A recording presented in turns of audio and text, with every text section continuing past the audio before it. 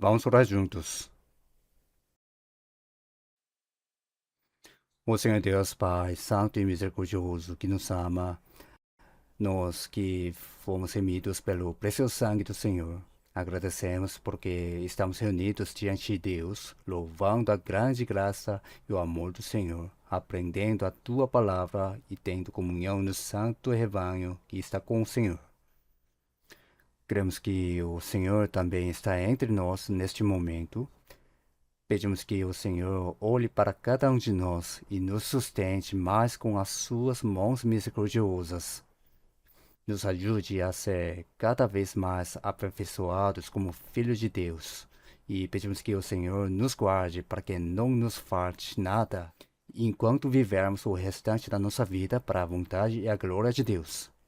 Pedimos que Deus esteja com a nossa igreja em todo o país, com as muitas igrejas espalhadas pelo mundo e com todos os irmãos que anunciam o Evangelho, mesmo nas diversas dificuldades. Que Deus os ajude a realizar a obra que o Senhor deseja cumprir nos últimos tempos, para que muitas almas sejam salvas. O Senhor que nos dá a palavra necessária em cada momento e nos ensina o caminho que devemos seguir. Pedimos que também neste momento Deus nos ensine e nos mostre, por meio da sua palavra, a sua santa vontade e como devemos viver diante de Deus. Pedimos que o Senhor continue nos guiando.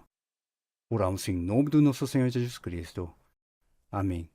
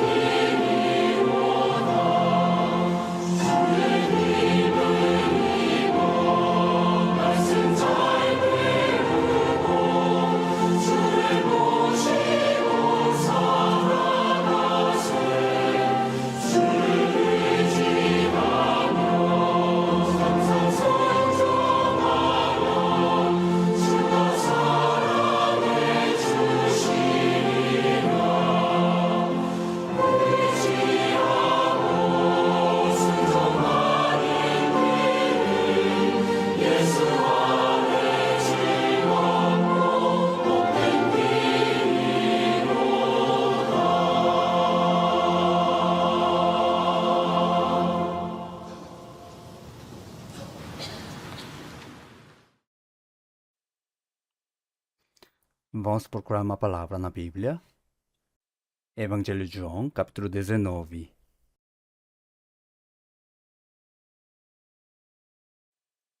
Evangelho de João, capítulo 19.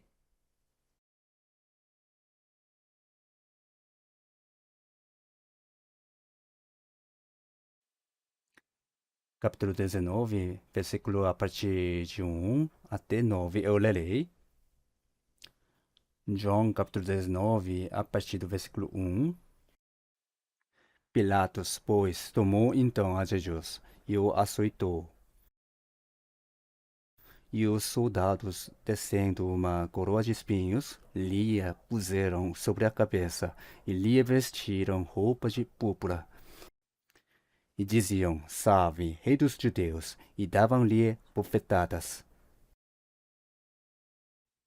Então Pilatos saiu outra vez fora e disse-lhes, Eis aqui, vou-lo trago fora, para que saibais que não acho nele crime algum.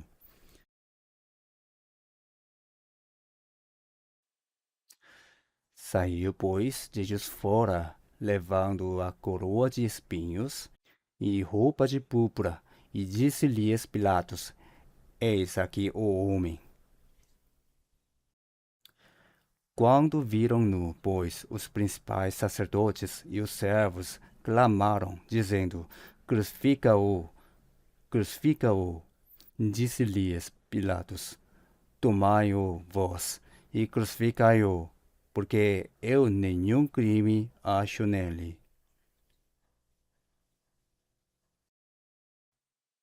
Responderam-lhe os judeus, Nós temos uma lei, e segundo a nossa lei, deve morrer, porque se fez filho de Deus. E Pilatos, quando ouviu esta palavra, mais atemorizado ficou. E entrou outra vez na audiência, e disse a Jesus, De onde és tu? Mas Jesus não lhe deu resposta.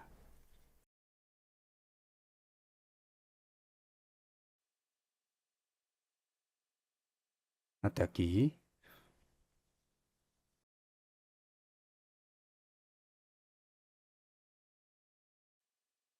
O tempo está ficando cada vez mais quente. Depois do inverno frio, chega a primavera, e a primavera passa rapidamente e o verão está chegando. Enquanto o tempo passa tão depressa, uma coisa que sabemos, o dia da volta do Senhor está muito mais próximo.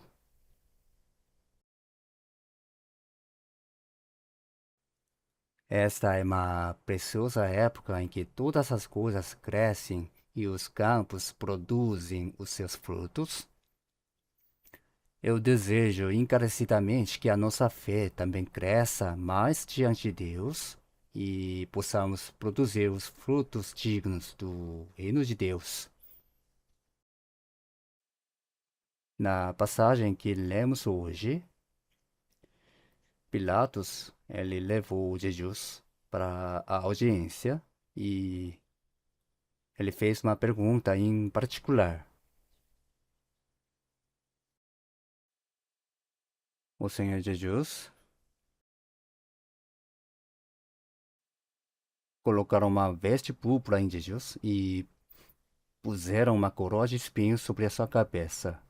A veste púrpura era uma roupa usada pelos reis. A coroa era naturalmente uma coroa de rei, mas colocaram uma coroa de espinhos no lugar dela. Os que zombavam e perseguiam Jesus fizeram isso.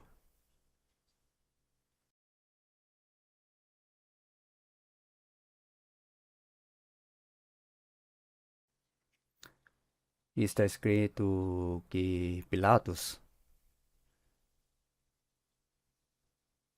ele mandou açoitar Jesus diante do povo. Depois de colocarem a coroa de espinhos e a roupa de púrpura, Pilatos também participou, junto com os soldados, daquele desprezo contra Jesus e mandou que fosse açoitado. Depois, levou o Senhor Jesus diante do povo e disse: Eu não achei crime algum neste homem.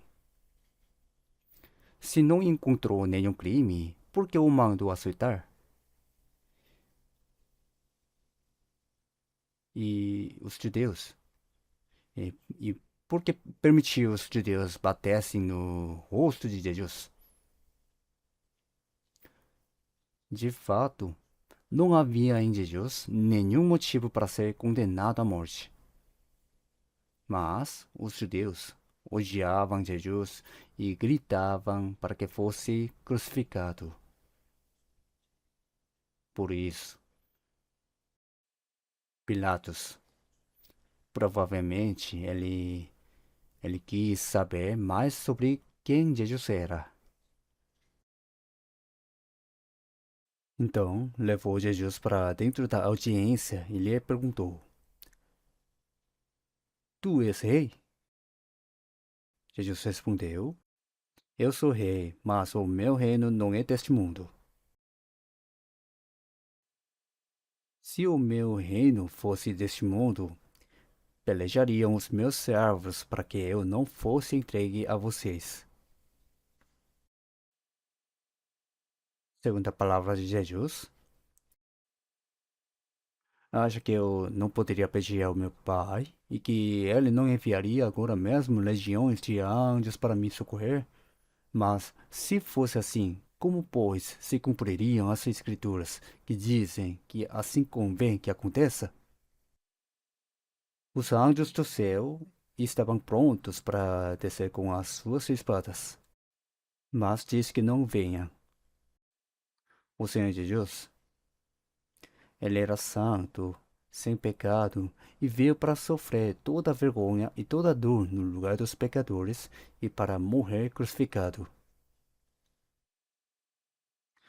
Os anjos poderiam ter descido e impedido que Jesus fosse açoitado, e poderiam não apenas impedir que ele morresse na cruz, mas até levá-lo de volta para Deus. Mas essa não era a vontade de Deus.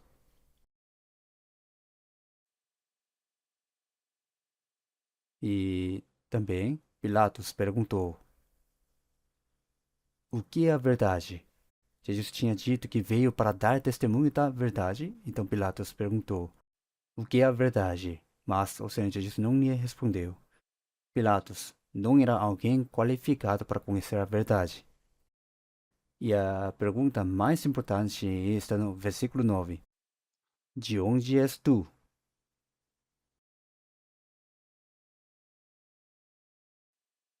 Where are you from? De onde vieste? De onde veio? Quando encontramos um estrangeiro, costumamos perguntar de onde veio. Pilatos está perguntando algo diferente a Jesus. De onde és tu? Qual é a tua origem?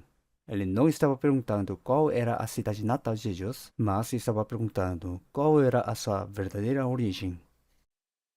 Pilatos também sabia dos muitos milagres que Jesus tinha feito.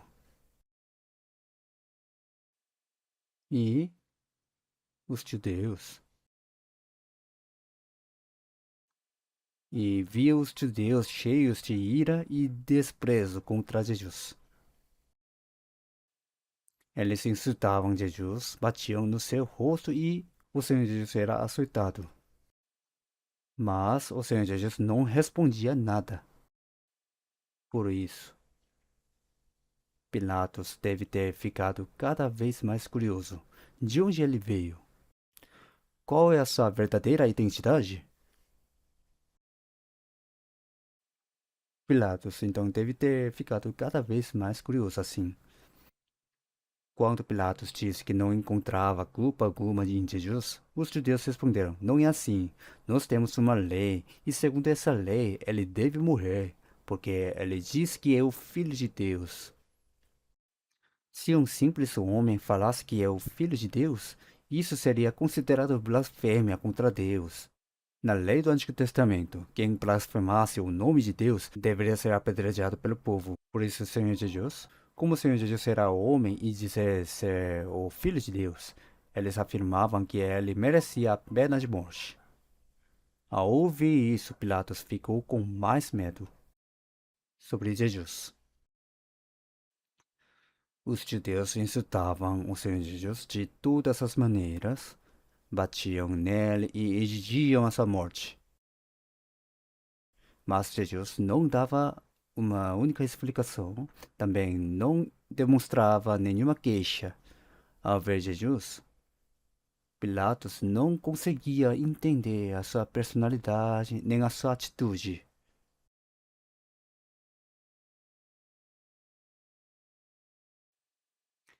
Mesmo no sofrimento tão grande, ele não se abalava nem um pouco. Essa atitude e personalidade. E quem é este homem afinal?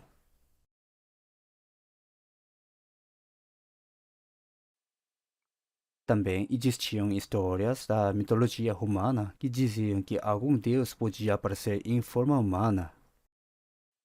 Talvez Pilatos tenha pensado: será que este homem é um deus que apareceu em forma humana? Por isso perguntou: de onde és tu? Qual é a tua origem? Era isso que ele queria saber. De onde és tu?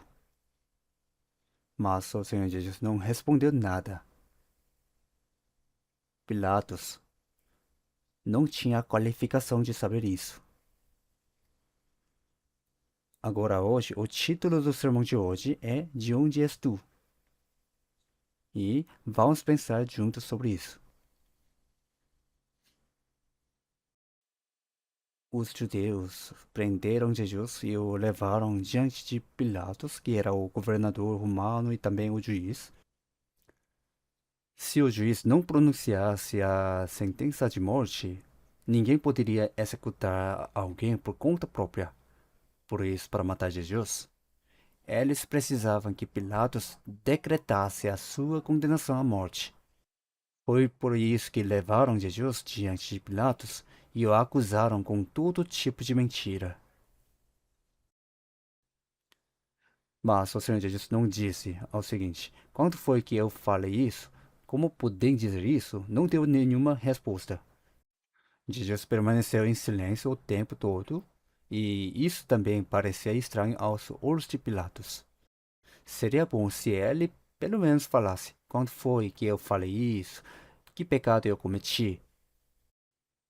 Mas não houve nenhuma palavra de defesa.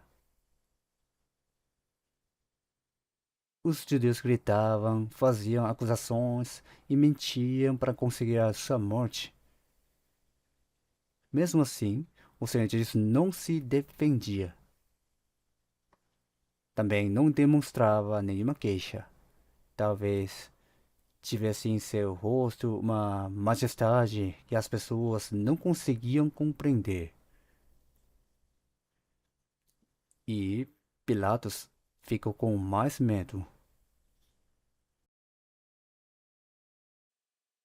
Por isso, perguntou: de onde és tu? Mas o Senhor Jesus não respondeu nada. O Senhor Jesus, diante da multidão, ao ver aquela personalidade tão tranquila e tão firme de Jesus diante da multidão, Pilatos provavelmente se sentiu dominado pela sua presença. Quem é este homem, afinal? Mas, durante o julgamento, a esposa de Pilatos mandou alguém lhe trazer um recado. Meu amor, por causa desse homem chamado Jesus, eu sofri muito no sonho esta noite. Ele não é uma pessoa comum. Não faça nada contra ele. Se você fizer algo errado contra esse homem, vai ter problema sério. Pilatos já estava com medo. E ao ouvir as palavras da sua esposa, ficou mais preocupado ainda. Está bem. Mas Pilatos queria soltar Jesus, só que os judeus insistiam em pedir a sua morte. E se ele não atendesse ao que eles queriam, Não sabia o que poderiam fazer contra ele, Pilatos. Nos dias de hoje, talvez fizessem até manifestações. Está escrito que quando Pilatos declarou que Jesus não tinha culpa, tinha o risco de uma revolta. Ele temia que surgisse um tumulto entre o povo. Por isso, Pilatos queria saber a origem de Jesus. De onde és tu? Quem és tu afinal? Foi isso que ele perguntou a Jesus. Há cerca de 2026 anos, o Senhor Jesus nasceu na terra de Israel por meio do corpo de uma virgem e viveu durante 30 anos como o filho de um carpinteiro pobre. Depois, durante cerca de 3 anos e meio de ministério, ele andou com 12 discípulos pobres e sem instrução aos olhos do mundo. Durante esses 3 anos e meio, anunciou Deus, pregou o evangelho do reino de Deus, ressuscitou mortos, purificou leprosos, abriu os olhos dos cegos e realizou muitos milagres. E ao mesmo tempo, o Senhor Jesus declarou que era o Filho de Deus.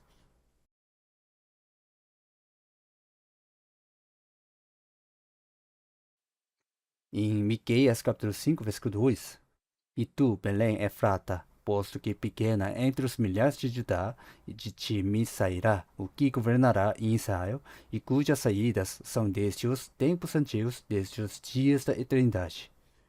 Cerca de 600 ou 700 anos antes da vinda de Jesus, isso já tinha sido profetizado.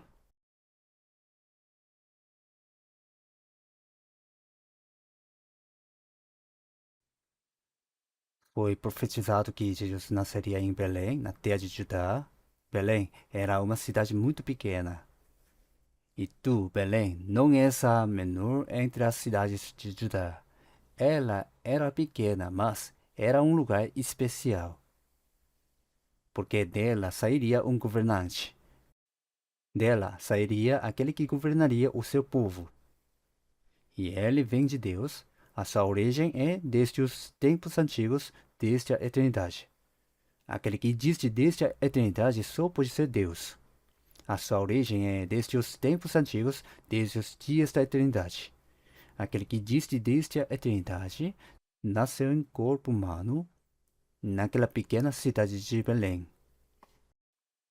Como já sabemos, César, o imperador romano, ele ordenou que todo o povo fosse recenseado. Por isso, cada um teve que voltar para sua própria cidade de origem. Maria, ela era noiva de José e a cidade de origem deles era Belém.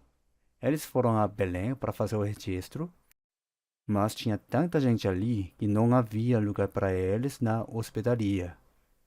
Nos dias de hoje seria como chegar a um hotel e encontrar tudo lotado. Mas a Maria já estava no fim da gravidez e prestes a dar à luz.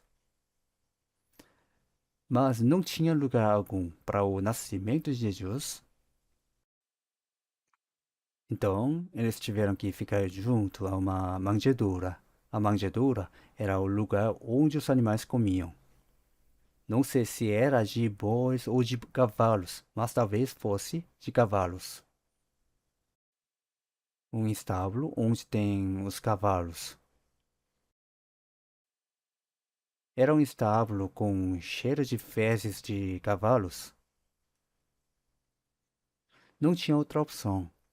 E foi ali que Jesus nasceu. Por isso está escrito que o envolveram em panos e o deitaram numa manjedoura. A manjedoura era o coxo dos animais. O coxo de madeira para os animais, né?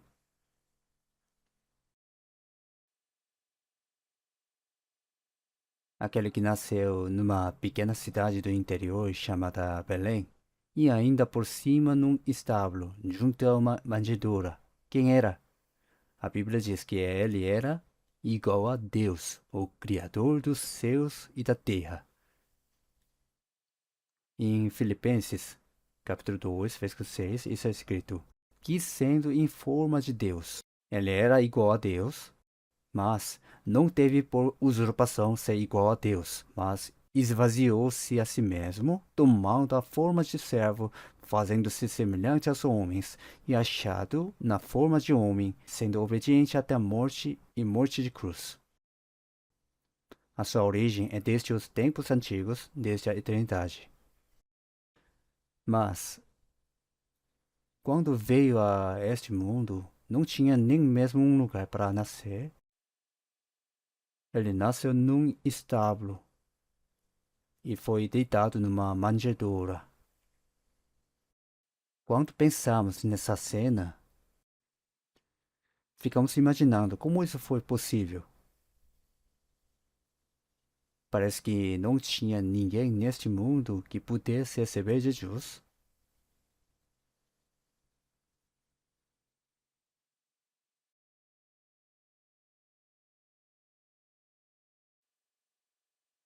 Ele nasceu no lugar onde estavam os animais, naquele estábulo com cheiro de animais. O Senhor Jesus estava deitado numa manjedoura. O que isso nos mostra? Aquele que era igual a Deus, o Altíssimo, nasceu no lugar mais humilde e mais baixo que se podia imaginar entre os animais. Isso mostra que este mundo é um lugar vil e impuro. Ele veio ao meio de pecadores. Veio ao lugar mais baixo e mais humilde. Pessoal, quando vocês nasceram, a maioria nasceu num hospital, não é? Recebendo os cuidados de médicos e enfermeiros.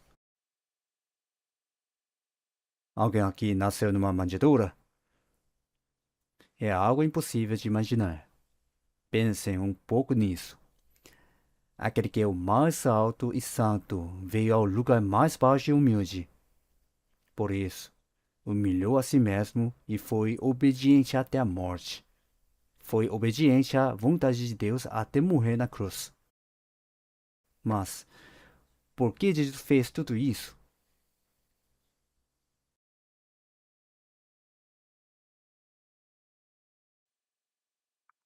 O Senhor Jesus. Então, Pilatos não conseguia entender quem Jesus realmente era.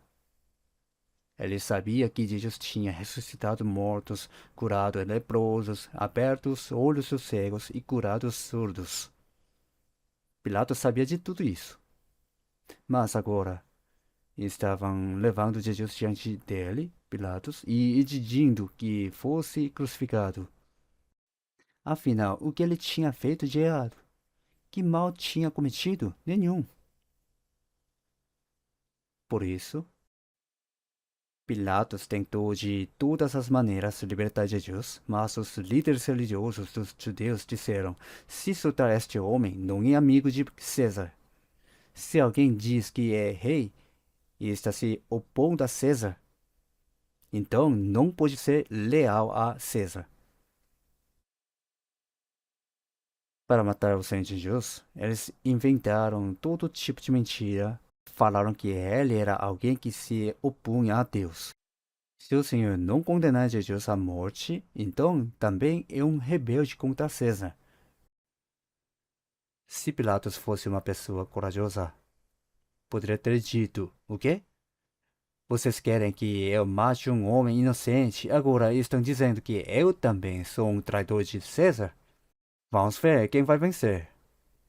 Se Pilatos tivesse sido corajoso, talvez tivesse reagido desta forma, mas ele não tinha essa coragem. De qualquer maneira, queria atender ao que o povo queria para que não surgisse nenhuma revolta. Embora Roma governasse Israel, os judeus eram um povo muito difícil de controlar. Bastava tocar um pouco nas suas questões religiosas que eles logo se levantavam. Por isso Pilatos procurava de qualquer jeito agradar os judeus. Por isso, mesmo quando Pilatos perguntou a Jesus em particular, Jesus não respondeu nada. Apenas disse: aquele que me entregou a ti tem maior pecado. Tu também tens culpa, e estás condenado à morte a alguém que não tem pecado. Mas o pecado daqueles que me entregaram e insistem na minha morte é maior. Foi isso que Jesus disse. Mas, como nós já sabemos,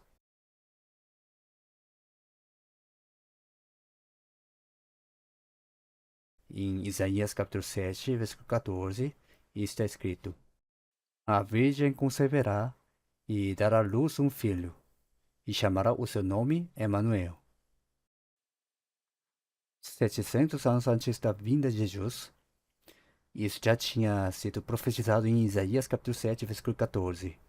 Foi profetizado que ele nasceria do corpo de uma virgem. E o Senhor Deus também anunciou antecipadamente que ele era o Messias enviado por Deus.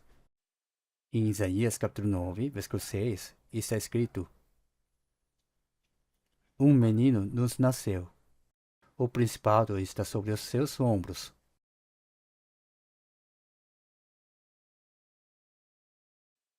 Ele será chamado Filho de Deus. O principado e a autoridade estarão sobre ele, e será chamado Filho de Deus. Isso já tinha sido profetizado 700 anos antes da vinda de Jesus. Em Romanos capítulo 9, versículo 5, está escrito: o qual é sobre todos, e está sobre todas as coisas, significa que ele governa e reina sobre tudo. Deus bendito eternamente. Realmente, isso está além da compreensão humana. Mas os judeus não entendiam essas coisas. Eles pensavam de outra maneira. Achavam que se deixassem de Deus continuar, muitas pessoas seguiriam o Senhor de Deus. E eles temiam que Roma suspeitasse de alguma revolta, de algum movimento de resistência ou até de uma tentativa de independência. Então poderiam reunir o exército romano e atacar Israel novamente. Por isso pensavam: não seria melhor matar Jesus e acabar com esse problema? Era assim que os judeus pensavam.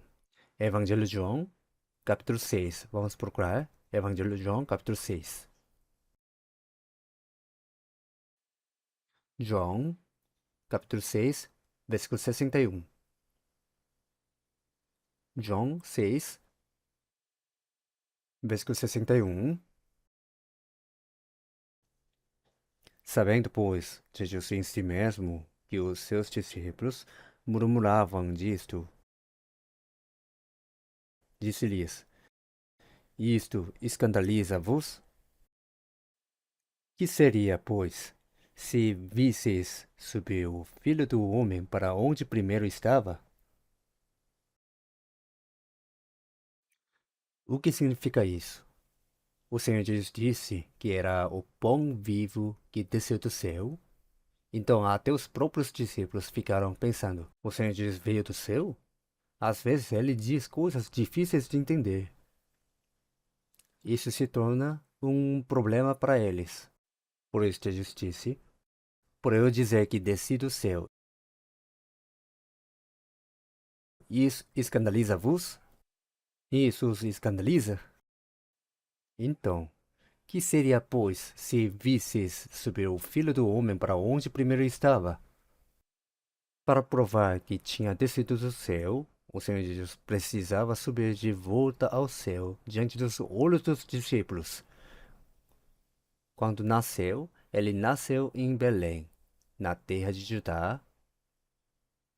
Mas tu, Belém, terra de Judá, de modo nenhum és a menor entre as capitais de Judá, porque de ti sairá o guia. A sua saída é desde os tempos antigos, desde a eternidade.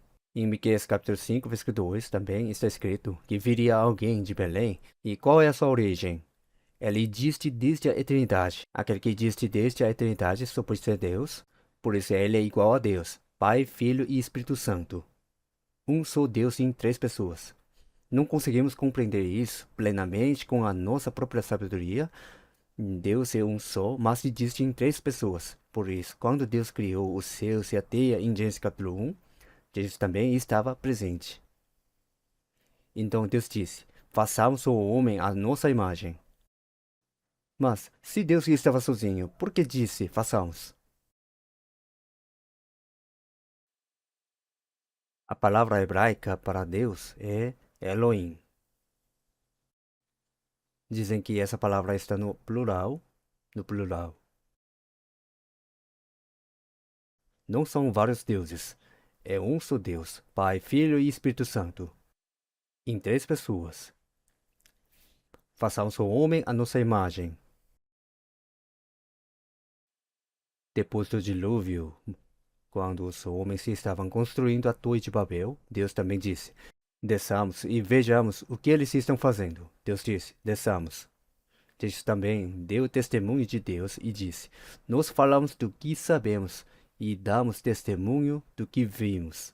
Mas vocês não recebem o nosso testemunho. Do ponto de vista de Deus, foi como se falasse: nós nos revelamos a vocês, mas vocês não receberam o nosso testemunho. O Senhor Jesus é igual a Deus, por isso quando Jesus dizia que tinha vindo do céu, os discípulos ficaram surpresos. Talvez pensassem: seria melhor que ele não dissesse essas coisas. Eles simplesmente não conseguiram entender. Jesus disse: por eu dizer que desci do céu, isso escandaliza-vos? Que seria, pois, se visses subir o Filho do Homem para onde primeiro estava? Por isso, quando o Senhor Jesus subiu ao céu, foi no Monte das Oliveiras, diante de muitas pessoas que estavam observando. Depois de dizer suas últimas palavras, o corpo de Jesus foi se elevando da terra e subindo ao céu. Por isso, em Atos capítulo 1, versículo 11, vemos que os discípulos viram Jesus subir ao céu.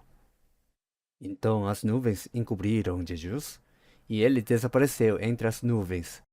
As pessoas continuaram olhando para o céu sem conseguir sair dali. Então apareceram dois anjos vestidos de branco e disseram: por que vocês estão olhando para o céu? Ele foi embora e voltará da mesma maneira como viram Jesus subir. Quando veio a este mundo, nasceu em Belém para se tornar homem, mas, quando partiu, subiu ao céu. E quando voltar, virá da mesma maneira como foi, porque ele é Deus.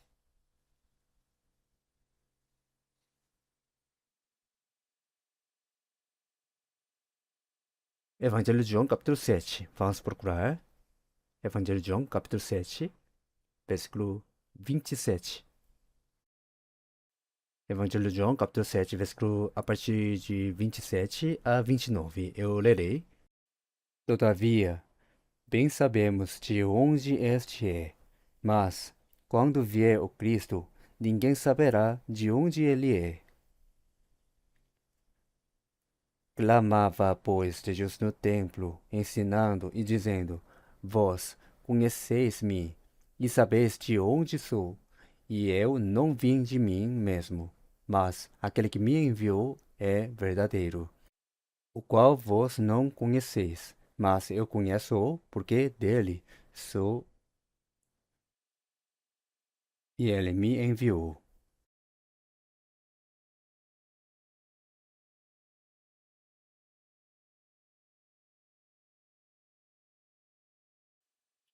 Quando o Senhor Jesus disse que tinha vindo do céu, até os discípulos ficaram surpresos e tiveram dificuldade para acreditar nas suas palavras.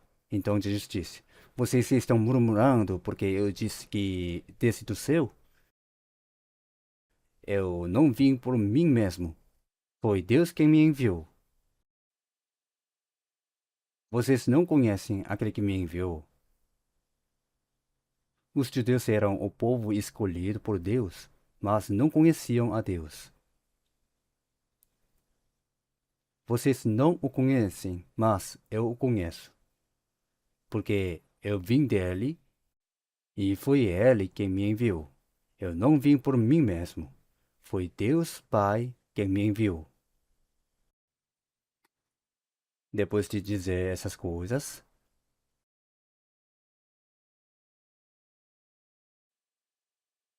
o Senhor Jesus subiu ao céu diante de muitas pessoas no Monte das Oliveiras para provar que tinha vindo do céu.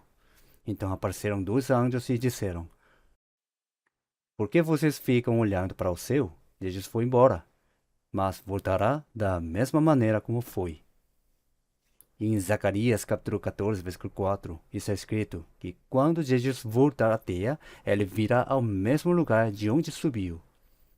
Os seus pés estarão sobre o Monte das Oliveiras, e os santos estarão com o Senhor. Muitos santos salvos virão com o Senhor quando Jesus voltar a esta terra. Saber de onde Jesus veio, o que ele fez e para onde foi, é algo muito importante. Hoje eu gostaria de falar bem sobre isso. Vamos procurar o Evangelho de João, capítulo 7. Capítulo 7, versículo 27.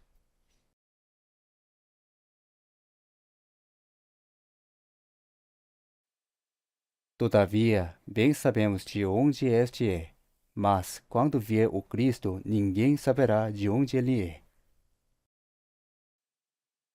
Os judeus aguardavam a vinda do Cristo, do Messias. Mas eles falavam que quando Cristo viesse, ninguém saberia de onde ele viria. Então pensavam: nós sabemos que este homem nasceu em Belém. Conhecemos a sua mãe e também os seus irmãos. Como pode dizer que veio do céu? Eles achavam que conheciam Jesus, mas não o conheciam de verdade. Conheciam apenas o que era exterior e tinham uma compreensão errada sobre ele. O Evangelho de João, capítulo 8, vamos procurar 8, versículo 14. Versículo 14.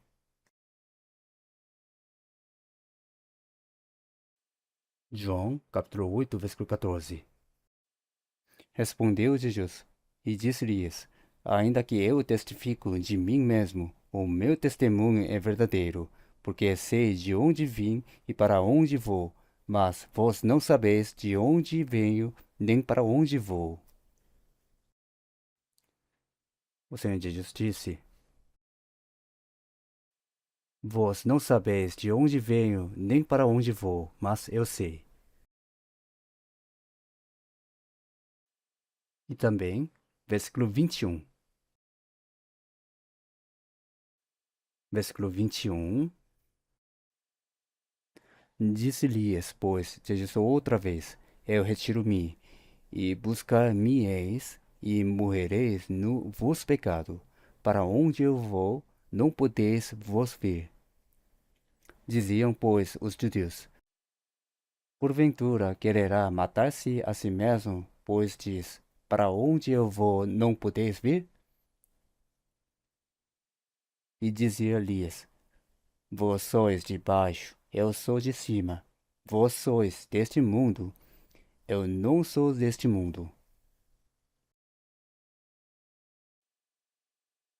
O Senhor Jesus disse: Para onde eu vou, não podeis vos vir. Morrereis no vosso pecado. Para onde eu vou, não podeis vos vir. Para onde eu vou, não podeis vir. O Senhor Jesus estava falando do reino de Deus, para onde ele iria. Se eles não podiam ir para onde Jesus ia, então para onde iriam? Se não podiam ir para o reino de Deus, só restava o inferno para eles. Para onde eu vou, não podeis vir. Mas os judeus diziam: Como assim? Como assim não podemos ir para onde ele vai? Será que ele vai se matar? Como ele pretende morrer? Eles simplesmente não conseguiam entender as palavras de Jesus. Versículo 23. E dizia-lhes: Vós sois de baixo, eu sou de cima. Vós sois deste mundo, eu não sou deste mundo.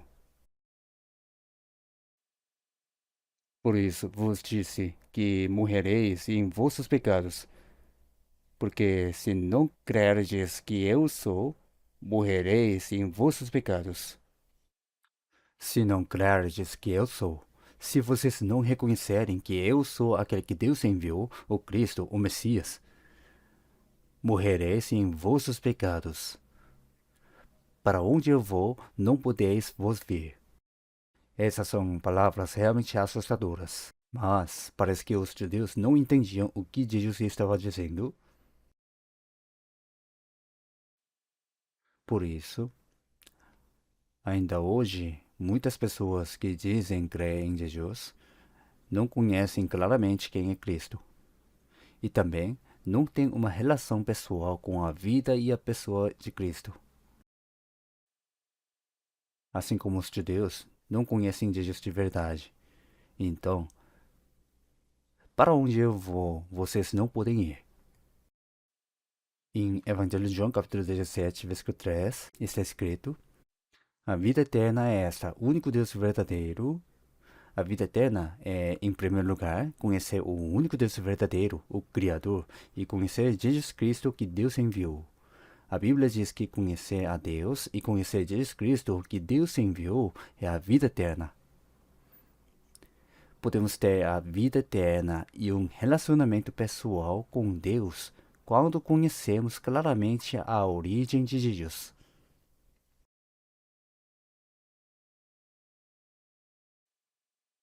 Quando conhecemos verdadeiramente a Deus e a Jesus Cristo, recebemos a vida eterna e passamos a ter um relacionamento espiritual e pessoal com Deus. As pessoas precisam conhecer a Deus e conhecer Jesus Cristo. Quando entendem de onde Jesus veio, por que morreu na cruz, por que ressuscitou e para onde foi, acabam encontrando em Jesus o seu destino eterno.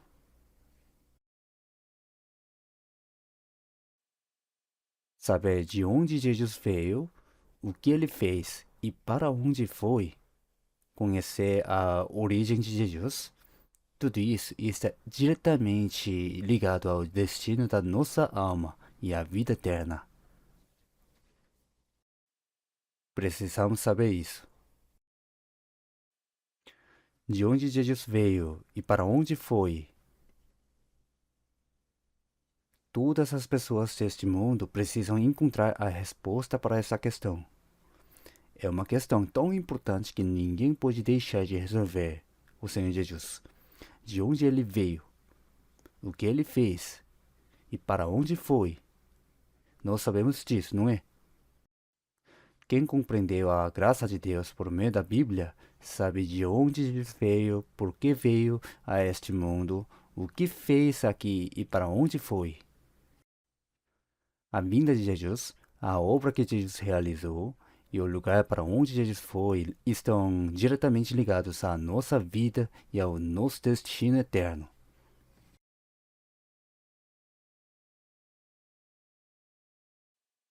Por isso, quando sabemos de onde Jesus veio, também passamos a entender de onde nós viemos, de onde nós viemos, e também, no futuro, para onde iremos. Quando conhecemos Jesus de verdade, entendemos que a nossa vida está ligada a Ele, por isso, conhecer Jesus está diretamente relacionado ao nosso destino eterno e à questão mais importante da nossa vida. O fato de Jesus ter vindo de Deus, ter realizado toda a obra da redenção conforme a vontade de Deus e depois ter voltado para Deus, esse fato está relacionado com esta questão de onde Jesus veio, para que viveu neste mundo e para onde foi. Isso está diretamente ligado ao destino do nosso espírito. Evangelho de João, capítulo 16, vamos procurar. Capítulo 16. Capítulo 16, versículo 28. Vamos ver. João 16, 28.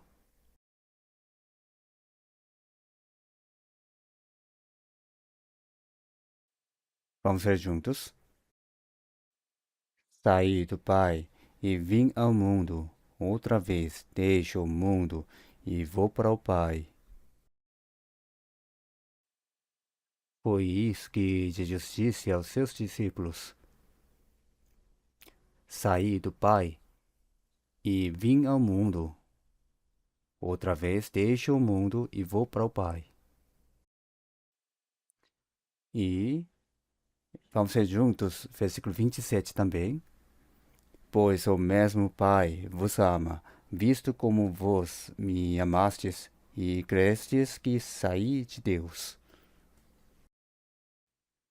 O Senhor Jesus disse, crestes que saí de Deus. Os discípulos creram nas palavras de Jesus.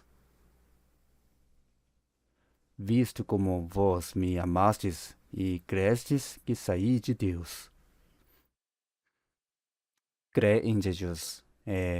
Crê que ele veio de Deus, realizou a obra que Deus lhe confiou e depois voltou para Deus. E Deus disse que ama aqueles que creem nisso. Nós também cremos nessa verdade, não é? Tudo o que Jesus fez quando veio a este mundo foi por todos nós. Por todos nós ele fez. De onde Jesus veio, o que fez, para que viveu e para onde foi. Tudo isso nos dá uma resposta clara sobre o nosso destino. O Senhor Jesus veio de Deus para salvar a nossa alma e voltou para Deus. Ele fez isso para nos salvar e nos levar para Deus. O Senhor Deus se tornou um homem para que o homem pudesse se tornar filho de Deus. Tudo que Jesus fez neste mundo foi por nós. Não é verdade? Para nos salvar. Ele veio para nos salvar e depois voltou para Deus. E aqueles que compreenderam a graça de Deus e foram salvos também irão para Deus, assim como Jesus. O Senhor Jesus veio de Deus e voltou para Deus. Evangelho de João, capítulo 14, versículo 6, diz: Eu sou o caminho, e a verdade e a vida. Ninguém vem ao Pai, senão por mim. Jesus disse que Ele é o caminho para Deus. Eu sou o caminho.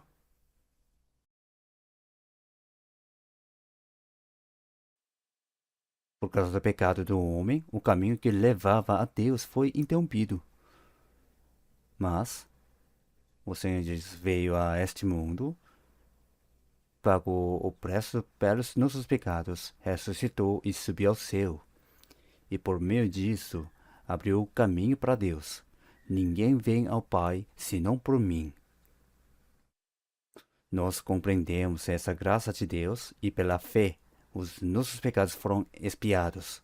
Por isso, nós também iremos para o lugar para onde Jesus foi. Nós cristãos também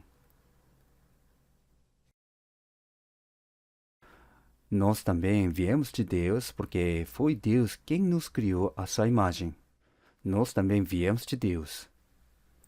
E por que viemos? Viemos para receber a salvação. O Senhor Jesus veio para salvar. E nós viemos para receber a salvação.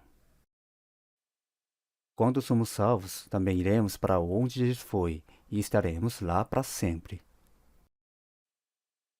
Por isso, a questão de onde viemos, para que vivemos e para onde iremos, tem uma resposta clara em Jesus. Ele, sendo em forma de Deus, mas deixou a sua posição de igualdade com Deus e se fez homem. Jesus não era apenas um homem, Deus se tornou um homem. Por quê? Para salvar o homem e fazer o homem participar da glória de Deus. O Senhor Jesus veio do céu, pagou o preço de todos os pecados neste mundo e voltou para o céu. Ele voltou para o céu para nos salvar e nos levar para Deus. Por isso, de onde Jesus veio, o que ele fez e para onde ele foi são questões que têm relação direta com cada um de nós. Pilatos queria saber de onde és tu, mas o Senhor Jesus não lhe respondeu. Ainda hoje, muitas pessoas que dizem crer em Jesus não conhecem bem a sua origem, não entendem de onde Jesus veio, por que veio, o que fez neste mundo e para onde foi depois. E parece que também não percebem que tudo isso tem relação direta com a própria vida delas. O Senhor Jesus veio do céu para salvar os pecadores e levá-los para Deus. 1 Pedro capítulo 3, versículo 18. Vamos procurar. 1 Pedro. 1 Pedro capítulo 3.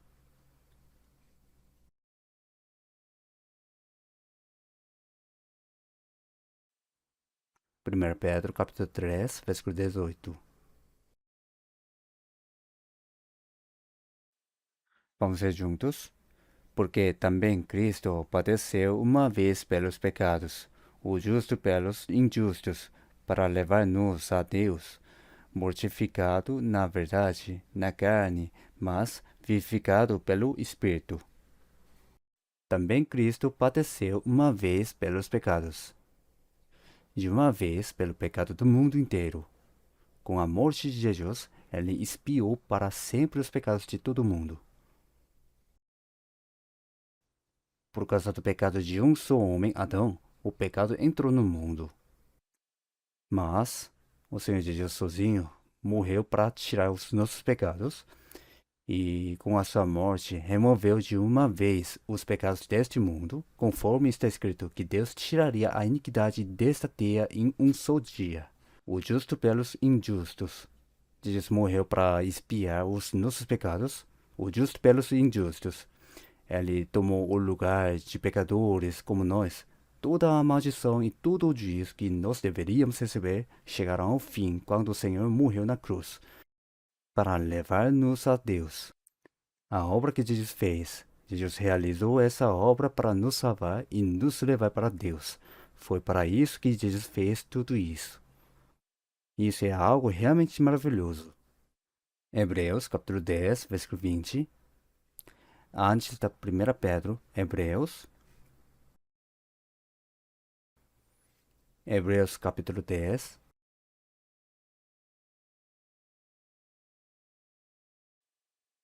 Hebreus capítulo 10, versículo 20.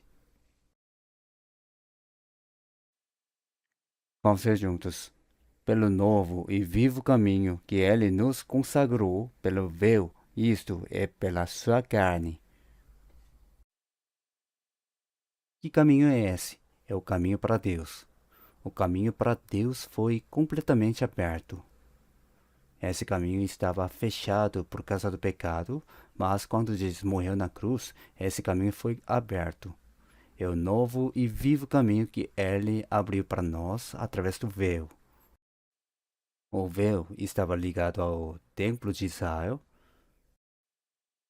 No templo tinha santuário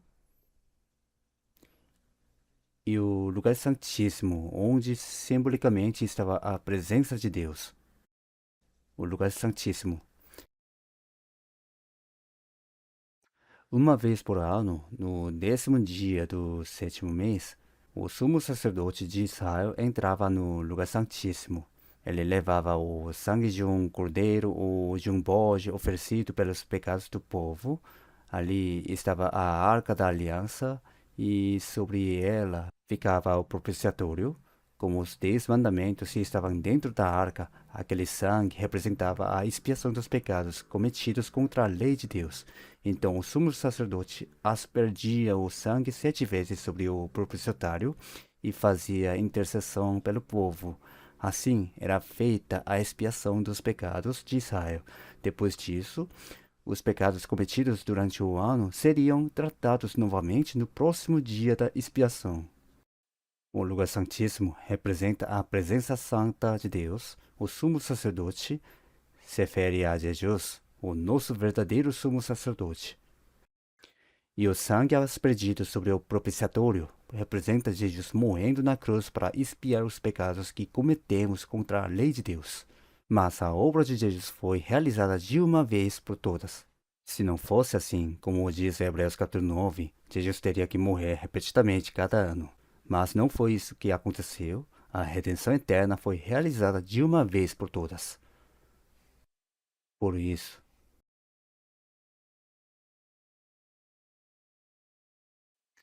Hebreus capítulo 10, versículo 20.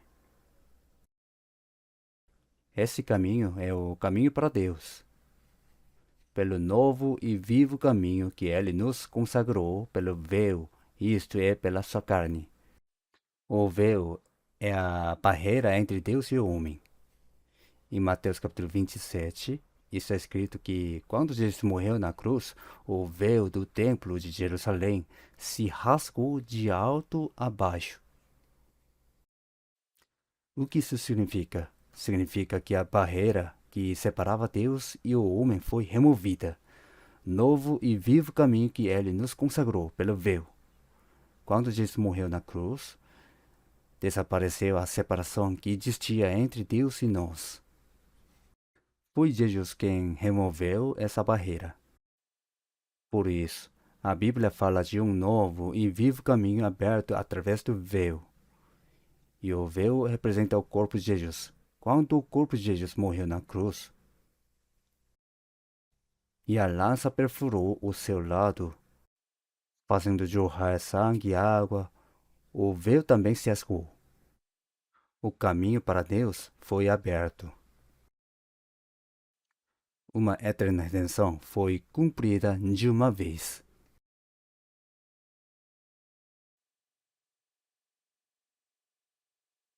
Evangelho de João, capítulo 14.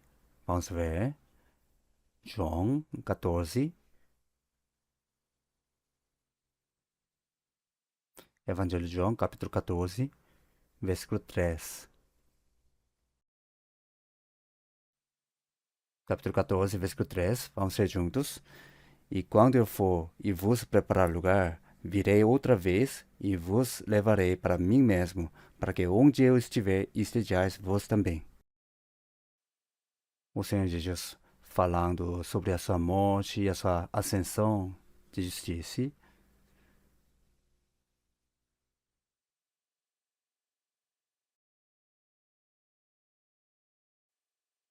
Se eu for e preparar um lugar para vocês, um lugar onde estaremos, depois de preparar tudo de justiça, virei outra vez e vos levarei para mim mesmo, para que onde eu estiver, estejais vós também.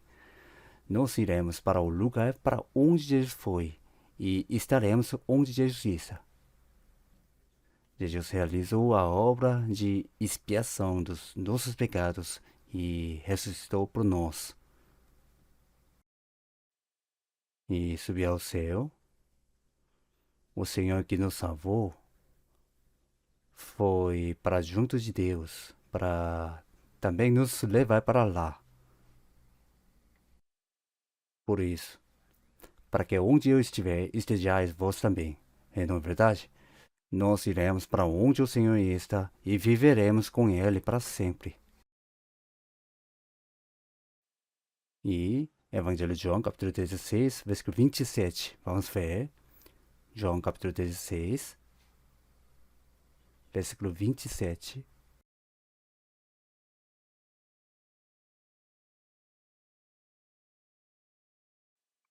Versículo 27 e 28, eu lerei.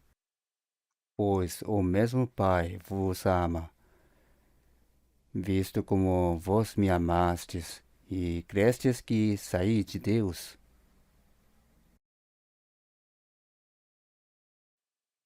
Saí do Pai e vim ao mundo, outra vez deixo o mundo e vou para o Pai. Disseram-lhe os seus discípulos: Eis que agora falas abertamente e não dizes palavra alguma. O Senhor Jesus disse: Visto como vós me amastes e crestes que saí de Deus, o Pai. O fato de Jesus ter vindo de Deus e voltado para Deus significa que ele veio de Deus, realizou a obra da salvação e depois voltou para Deus. E Jesus disse que Deus ama aqueles que creem nisso. Visto como vós me amastes e crestes que saí de Deus. Saí do Pai e vim ao mundo, outra vez deixo o mundo e vou para o Pai. Vou para o Pai. Então os discípulos disseram: Agora conhecemos, porque falou abertamente. As dúvidas deles foram esclarecidas. E nós também iremos para o lugar para onde Jesus foi. Em Eclesiastes capítulo 12, versículo 7, está escrito: E o povo volte à terra, como era, e o Espírito volte a Deus, que o deu. O corpo volta ao pó da terra quando a pessoa morre, e o Espírito volta para Deus. E também João, capítulo 19, versículo 26, está escrito: E depois de consumida, o que vem depois? É esta minha pele. Quando morremos, o corpo volta ao pó da terra. Depois de consumida a minha pele, contudo ainda em minha carne verei a Deus. Quando o corpo morre e volta para o pó da terra, o espírito sai do corpo e vai ao encontro de Deus. Em Amós capítulo 4, versículo 12, prepara-te para te encontrares com o teu Deus. Quando cremos nisso e recebemos a salvação, temos a certeza de que encontraremos Deus. Temos essa autoridade. Crer é algo simples. Quem é Jesus? Jesus veio de Deus. E por que veio? Veio para salvar. Sendo em forma de Deus, mas deixou a sua posição de igualdade com Deus e se tornou homem. Ele apareceu em forma humana. Depois, ao morrer na cruz, perdoou os pecados de todo o mundo. Ressuscitou e voltou para Deus.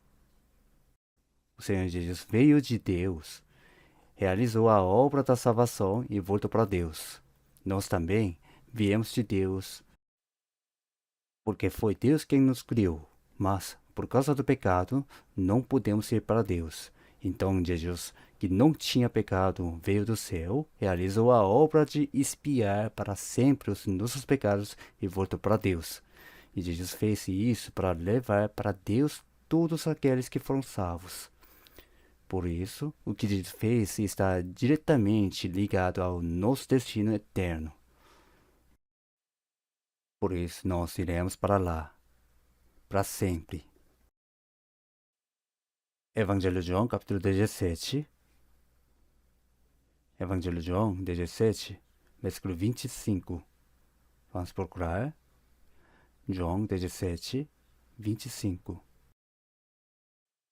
Vamos ver juntos. Pai justo, o mundo não te conheceu, mas eu te conheci, e estes conheceram que tu me enviaste a mim. O Senhor Jesus, Pai justo, o mundo não te conheceu, mas eu te conheci. O mundo não conheceu Jesus. As pessoas que não creem também não o conhecem. Os próprios israelitas não reconheceram Jesus, e até hoje muitos judeus não reconhecem que Jesus veio do céu e que ele é o Messias enviado por Deus. Os judeus não acreditam no Novo Testamento.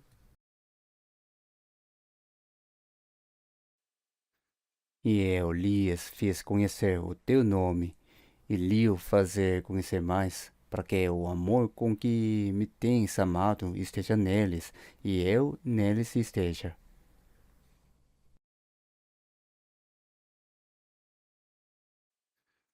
O Senhor Jesus veio de Deus, cumpriu toda a obra da salvação e voltou para Deus. Foi por isso que Jesus se tornou o nosso caminho. Eu sou o caminho, a verdade e a vida. Ninguém vem ao Pai senão por mim. O Senhor Jesus abriu um grande caminho para Deus como rodovia. É por esse caminho que nós seguimos. Por isso, quando a Bíblia diz que Deus ama aqueles que creem, que Jesus veio de Deus e está falando de todos os que foram salvos. Crer em Jesus é crer que Ele é o Filho unigênito de Deus, que veio de Deus, realizou toda a obra da expiação, ressuscitou e subiu ao céu. Crer em Jesus é crer nesse fato. E quando cremos nisso, nós também iremos para o lugar para onde Jesus foi. Pilatos perguntou a Jesus: De onde és tu? Mas provavelmente Pilatos morreu sem saber a resposta. Jesus não lhe respondeu.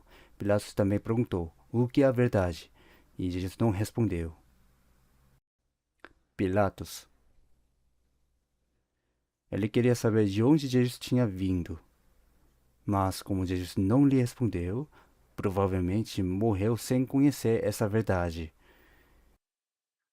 Se alguém morre sem conhecer essa verdade, para onde eu vou, vós não podeis vir. Evangelho de João, capítulo 8. Vamos ver. João 8. Evangelho de João, capítulo 8, versículo 24. 8, 24. Vamos ver juntos. Por isso vos disse que morrereis em vossos pecados, porque se não crerdes que eu sou, morrereis em vossos pecados.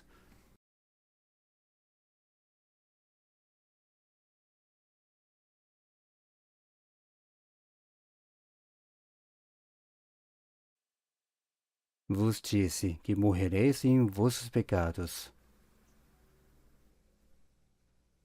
E não crerdes que eu sou, se vocês não crerem que Jesus é o Messias, aquele que morreu e ressuscitou para cumprir a obra da nossa salvação, que expiou os pecados e venceu o poder da morte eterna, morrerão nos seus pecados, se não crer. Se não creem, não tem nada a ver com o Senhor.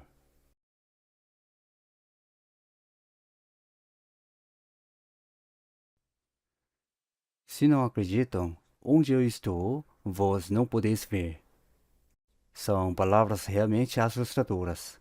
Vamos ver de novo o versículo 21. Versículo 21. Disse Elias, pois, Jesus outra vez, eu retiro-me, e buscar-me-eis, e morrereis no vosso pecado. Para onde eu vou, não podeis vos vir. São as palavras realmente assustadoras. Para onde eu vou, não podeis vos vir. Se alguém não pode ir para onde o Senhor foi, então para onde irá? Em Mateus capítulo 25, versículo 41, está escrito: Apartai-vos de mim, malditos, para o fogo eterno, preparado para o diabo e seus anjos. Entre no fogo eterno. Se alguém não pôde ir para onde o Senhor foi, não tem outro lugar para onde ir além do inferno.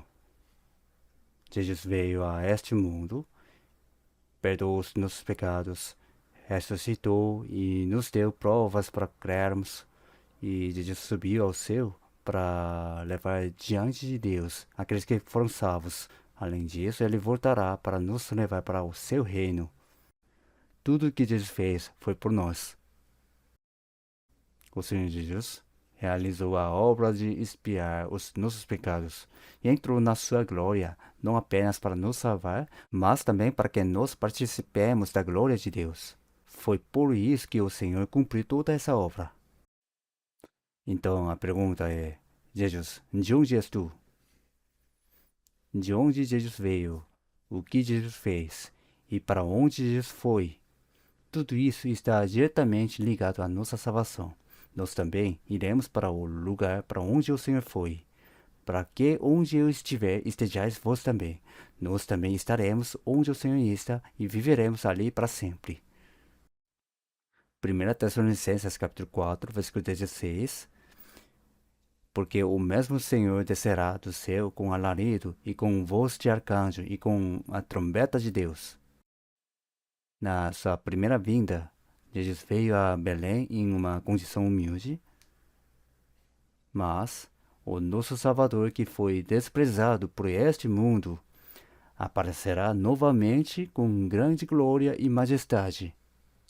Quando o Senhor Jesus voltar de novo, ele virá com os exércitos celestiais, revestido da glória e da majestade de Deus.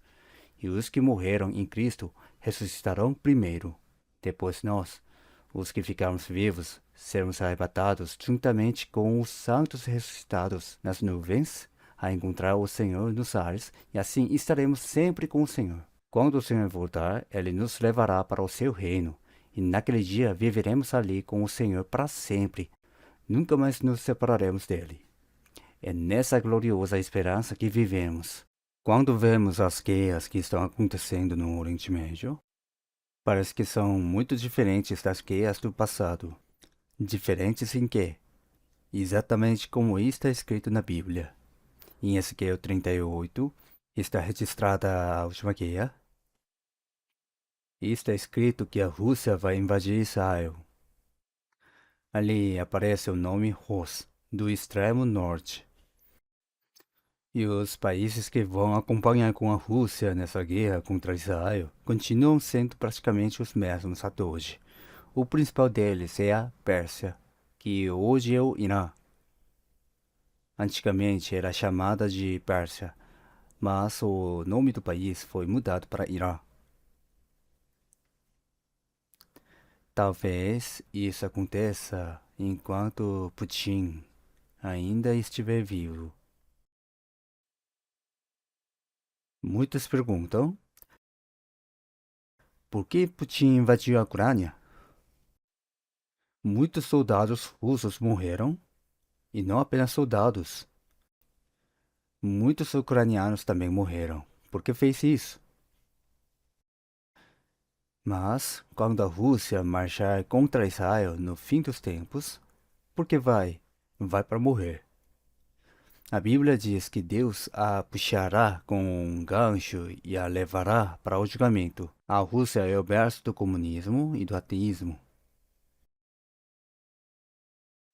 Naquele tempo, em Apocalipse capítulo 16, vemos a guerra do Armagedon. Ali aparece um exército de 200 milhões de homens. Hoje, o único país capaz de mobilizar um exército desse tamanho é a China. Esse exército vai avançar em direção a Israel. O rio Eufrates vai secar e eles vão atravessar o rio por terra. Vão marchar contra Israel.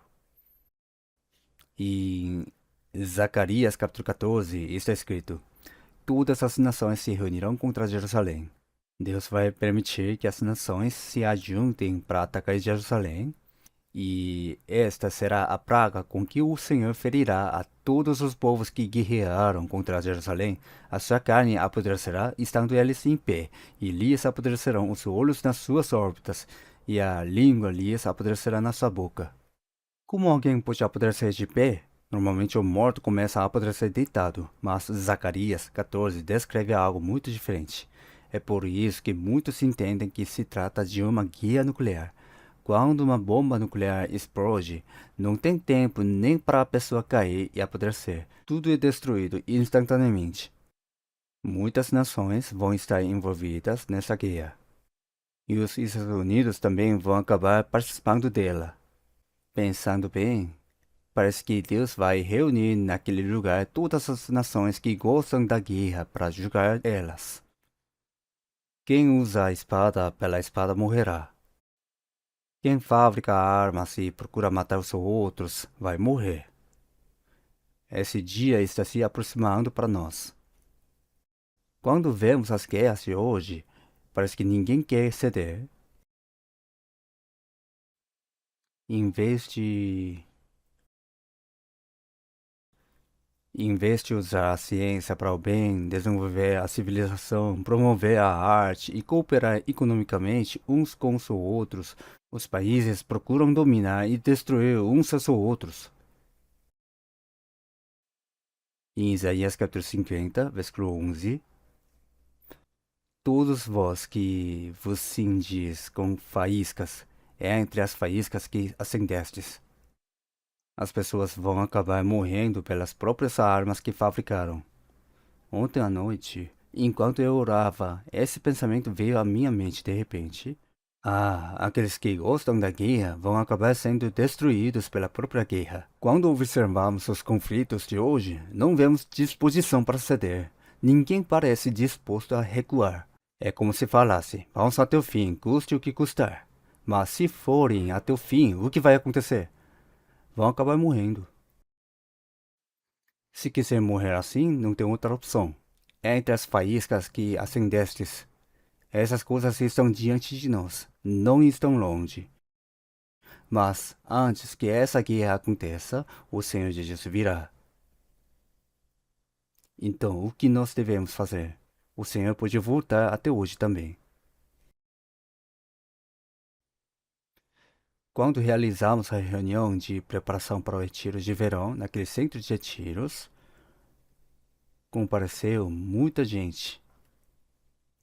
Só no salão principal deviam estar reunidas umas 5.000 pessoas. Realmente tinha muita gente.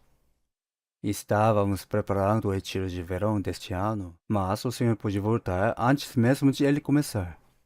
Ou talvez este seja o último retiro que teremos. Pessoal, isso não é brincadeira. Se o Senhor voltar a qualquer momento, não vai ter nada de estranho nisso. Tudo já está preparado.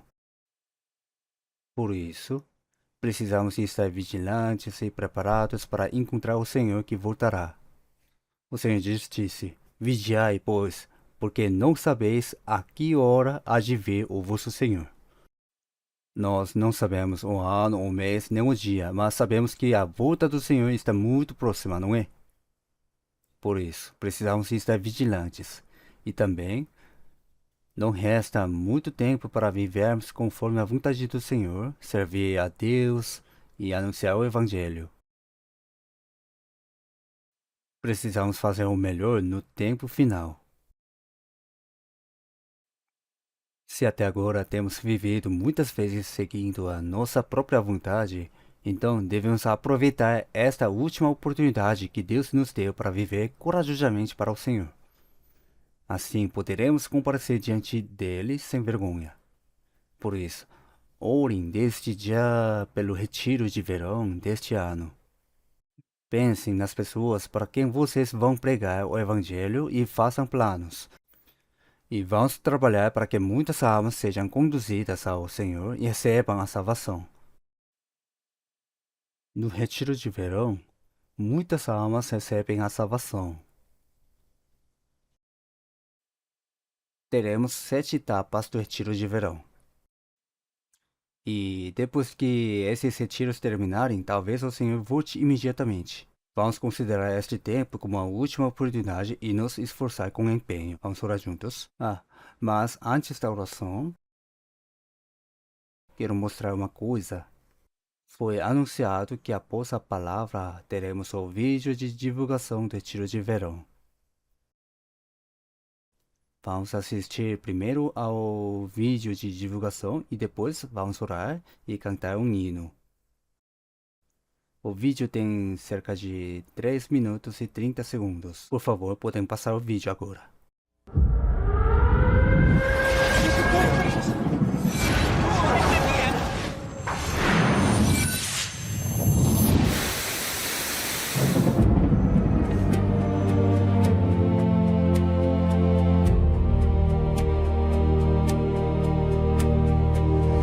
만물의 마지막에 가까웠으니 너희는 정신을 차리고 근신하여 기도하라고. 우발 핵 전쟁이 일어날 뻔한 사건이 13번 지나갔다고 합니다. 이스라엘 땅 전체가 사실은 마지막 전쟁의 무대가 되는 겁니다. 심판의 문이 열려서 예수님이 정말 재림하시는 겁니다.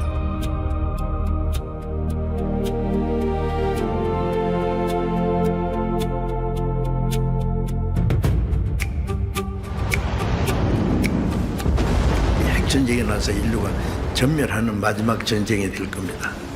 만국의 성들도 무너지니 큰 성 바벨론이 하나님 앞에 기어가신 바 되어 그의 맹렬한 진노의 포도잔을 받으며 지금은 전초전이고 예고편이고 앞으로 마지막 전쟁이 있다라는 것을 분명히 합니다. 예수님이 지상재림까지 하니까 누가 피하겠습니까? 그러니까 아무도 못 피한다는 말입니다.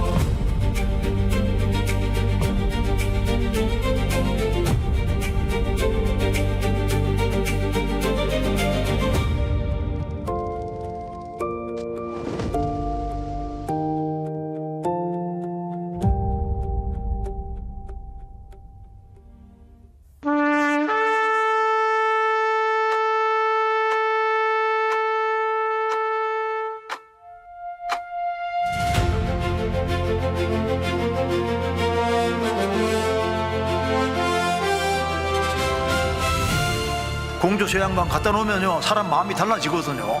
우리가 적극적인 마음을 가지고 건져야 됩니다. 그 소경의 부르짖음요 절규입니다. 그게 그런 마음을 가지면 하나님이 그 사람을 받아주실 겁니다. 하나님이 우리에게 주시는 기회를 우리가 잘 사용해야 됩니다. 너는 사망으로 끌려가는 자를 건져주며 살육을 당하게 된 자를 구원하지 않으시 말라. 그리스도는 구원하기 위해서 구원받은 존재다. 맞죠?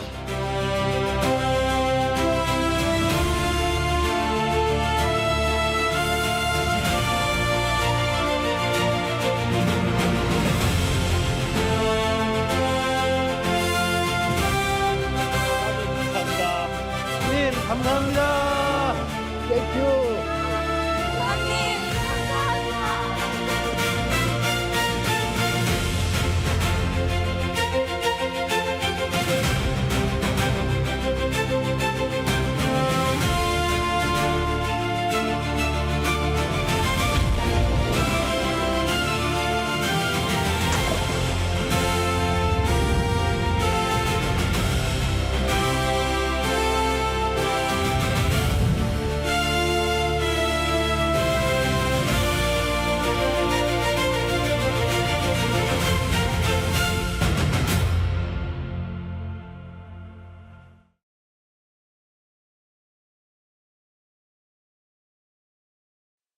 A construção do novo prédio de alojamentos no centro de retiros está avançando bem. Por isso, no retiro de verão do próximo ano, provavelmente poderemos usar todo o prédio.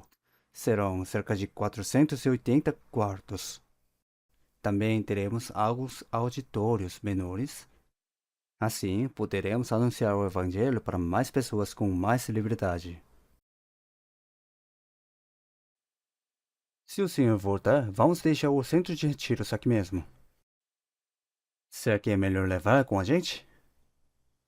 De qualquer forma, é certo que o dia da volta do Senhor está bem próximo. Por isso, devemos fazer o melhor para anunciar o Evangelho, conduzir muitas almas ao Senhor e ajudá-las a receber a salvação.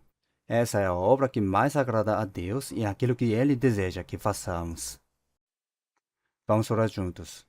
O Senhor Deus, Pai Deus, que é misericordioso, agradecemos porque neste último tempo determinado por Deus, o Senhor nos salvou primeiro.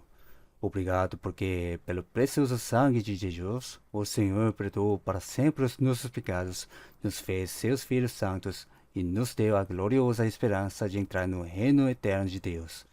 Nós aguardamos e desejamos a segunda vinda do Senhor. Esperamos com alegria o dia em que entraremos no reino e na glória de Deus. O Senhor, pedimos que todos os irmãos salvos possam cumprir fielmente a missão de anunciar o Evangelho que Deus nos confiou nos últimos dias. Que também neste retiro de verão muitas almas sejam salvas, trazendo alegria e glória a Deus Pai. E que o Senhor use cada um de nós de maneira preciosa, conforme a sua vontade, para essa obra. Também agradecemos porque a construção do novo prédio de alojamentos do Centro de Retiros está avançando bem. Pedimos que o Senhor continue abençoando e conduzindo todos os trabalhos que ainda precisam ser realizados para que tudo prossiga pela graça de Deus.